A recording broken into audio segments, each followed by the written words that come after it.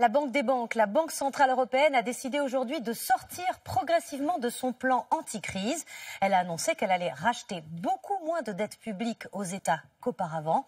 Bonsoir François Langlais. Bonsoir Anne-Sophie. Évidemment, on a besoin de votre éclairage. D'abord, qu'est-ce que le programme anti-crise de la BCE? Il s'agissait d'irriguer l'économie européenne avec de l'argent frais. D'abord avec des taux d'intérêt à zéro pour stimuler l'investissement. Ça va continuer. Et ensuite avec l'achat par la BCE elle-même de titres financiers émis et par les États et par les grandes entreprises. C'est ça qui va être réduit progressivement. Elle a raison de prendre ce virage maintenant, la BCE. C'est le bon moment? Écoutez, tout dépend de l'endroit où vous vous trouvez en Europe. Pour les Allemands, les Autrichiens, en gros pour tous les pays d'Europe du Nord, c'est un virage qui est tardif. Il aurait fallu le faire avant. Parce que la croissance là-bas est déjà forte, que le chômage a virtuellement disparu. Donc ils redoutent la surchauffe et la spéculation.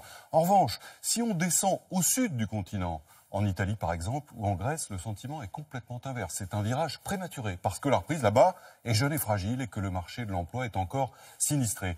Prématuré pour les uns, tardif pour les autres, c'est toute l'histoire de l'Union monétaire européenne. Vous savez, c'est une sorte de vêtement à taille unique, qui est trop grand pour les petits et trop petit pour les grands, alors que la situation économique des différents pays membres de la zone euro a rarement été aussi dissemblable.